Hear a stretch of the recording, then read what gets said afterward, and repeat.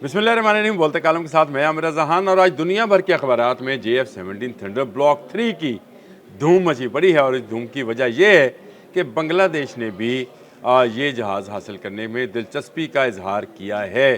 बाकी मीडिया तो एक तरफ रहा, लेकिन BBC की आज की जो रिपोर्ट है JF-17 थंडर के हवाले से पढ़ने लायक है। और वो लिखते हैं कि बांग्लादेश एयरफोर्स के सरबराह का हालिया दौरा पाकिस्तान के मौके पर air chief marshal Hasan Mahmood Khan ने पाकिस्तान से JF-17 थंडर ब्लॉक 3 लड़ाका तैयारों की खरीदारी में दिलचस्पी का इजहार किया है।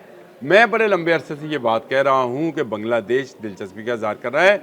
वहाँ का प्रिंट और इलेक्ट्रॉनिक मीडिया बार बार ये बात कह रहा था कि अगर किसी जहाज़ की ज़रूरत है भारत के मुकाबले में तो वो JF-17 थंडर ब्लॉक 3। और इसकी बड़ी वजह यह है कि 2019 और 2025 के मार्कों में JF-17 थंडर ने मार्का हक में वो मार्के कर दिखाए जिसकी धूम पूरी दुनिया में है। और उसके बाद आपको पता है कि अज़रबैजान में तो इस वक्त भी हमारे JF-17 थंडर ब्लॉक 3 जो है वो फ़ज़ाओं में परवाज़ कर रहे हैं। वो जो है लिखते हैं BBC वाले, मैंने उन्हीं को कोट कर रहा हूँ।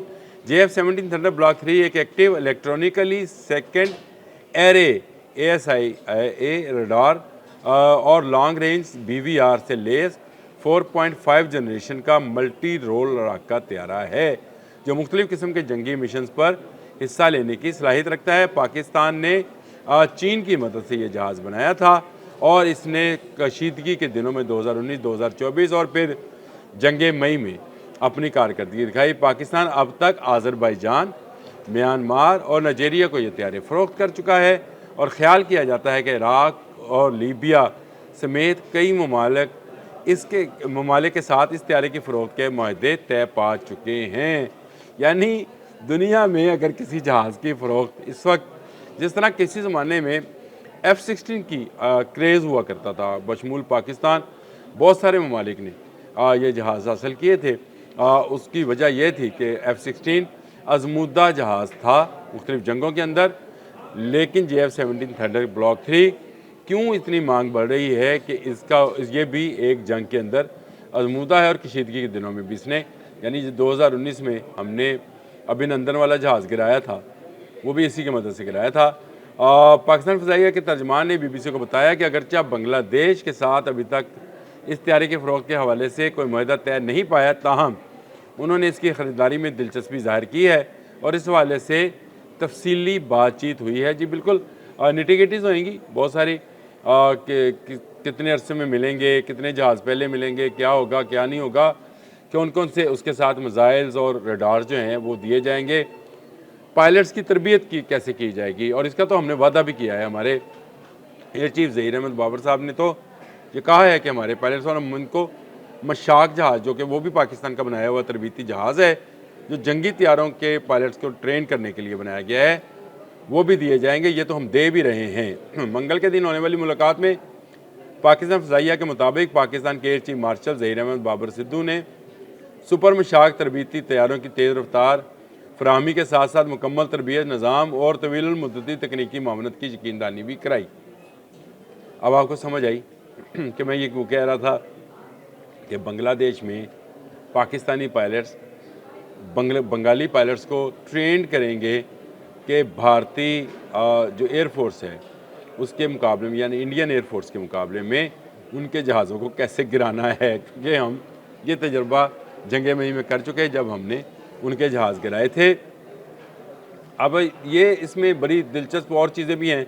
जिस तरह मैंने आपको बताया, उन्होंने कहा कि पाकिस्तान अब तक अज़रबैजान, म्यांमार और नाइजीरिया को ये तैयारे फ़रोख्त कर चुका है।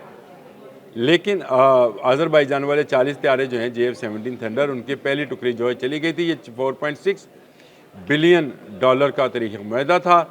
और याद रखिए कि दुनिया भर में इस वक्त जो सबसे बड़े ममालिक हैं, तमाम बड़े ममालिक हैं, उनके बड़े होने की दलील ये है कि वो दुनिया भर में अपना असला फ़रोख्त करते हैं। अमेरिका, रशिया, फ़्रांस, बरतानिया, चीन, ये वो तमाम ममालिक हैं जो असला फ़रोख्त करते हैं और इसलिए इनको सुपर पावर कहा जाता है।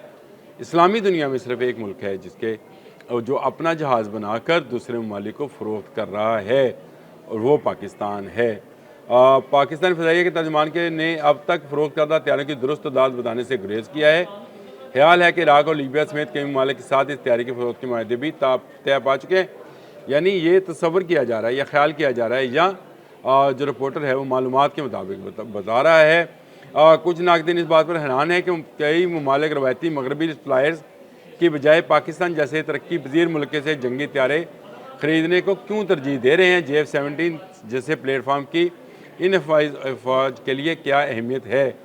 अहमियत एक है, देखें जो इस्लामी ममालिक हैं वो रिलाई कर रहे हैं एक और इस्लामी मुल्क के ऊपर यानी पाकिस्तान के ऊपर, और पाकिस्तान इस वक्त लीडिंग फ्रॉम द फ्रंट है। पाकिस्तान वो मुल्क है जो कि वाहिद इस्लामी एटमी कुव्वत है, और पाकिस्तान वो वाहिद इस्लामी मुल्क है जो कि अपने जहाज़ बना रहा है और अब तो अपनी आबदोज़ भी बना रहा है, क्योंकि वो जो 4 आबदोज़ें चीन में बनी थी उनके 4 अब कराची शिपयार्ड में बननी है। तो ये टेक्नोलॉजी भी एक तरह से आबदोज़ बनाने की, हंगूर क्लास की वो आबदोज़ थी, मैंने गाज़ी पर किया था और आपको बताया था कि उसकी अहमियत क्या है और कितना लंबे अरसे तक और कितनी तेज़ रफ्तारी के साथ समुंदर की गहराइयों में ये सफ़र कर सकती है और रडार से दूर रहकर चल सकती है। और पाकिस्तान स्टेल टेक्नोलॉजी के अंदर ना सिर्फ तैमूर जैसा मिसाइल, JF-17 जैसा जहाज़ और अब हंगूर क्लास की आबदोज़ भी बना रहा है। तो ये वो सलाहियतें हैं जो कि हमने हासिल की हैं और एक लंबे अरसे तक हमने इसके लिए जद्दोजहद भी की है, और हमने ये एक दिन में, हम एटमी क़ुव्वत एक दिन में नहीं बने, हम जहाज़ बनाने की सलाहियत एक दिन में हासिल नहीं कर सके, हमने आबदोज़ बनाने की सलाहियत एक दिन में हासिल नहीं की।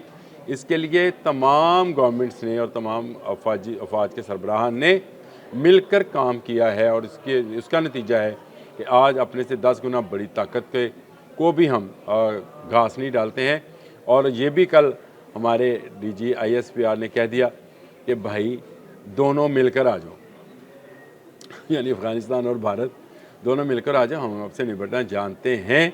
और अब ये बात बिल्कुल हकीकत है कि जज्बा इतना है और टेक्नोलॉजी इतनी एडवांस पाकिस्तान के पास आ चुकी है जिसका कोई दूसरी दो राय हो नहीं सकती हैं।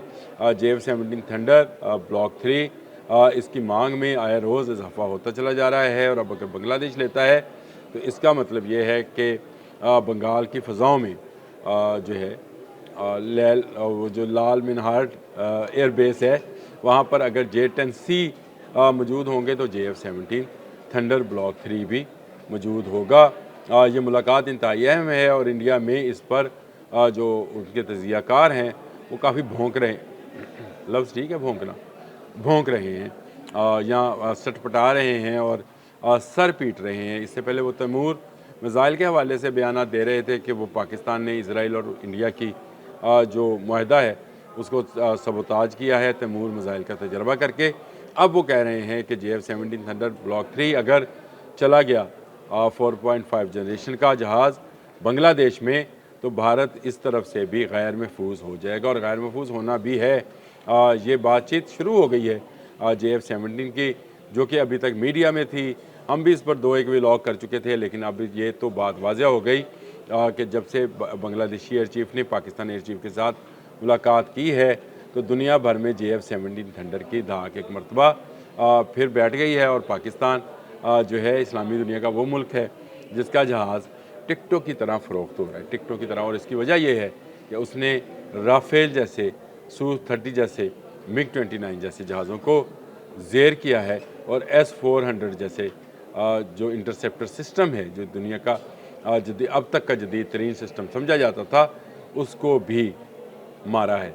और ये मारने के बाद ये जहाज़ अब बुलंदियों से बुलंदियों की तरफ गामज़न है। हर आने वाले दिन के साथ इस जहाज़ की जनरेशन में, इस जहाज़ की टेक्नोलॉजी में और इस जहाज़ के मिसाइल्स की मार में इजाफ़ा किया जाएगा, और इजाफ़ा किया जा रहा है। जिंदाबाद पाकिस्तान एयरफोर्स, जिंदाबाद पाकिस्तान अफवाज, और जिंदाबाद पाइंदाबाद पाकिस्तान। अब तक के लिए इतना ही। अल्लाह हाफ़िज़।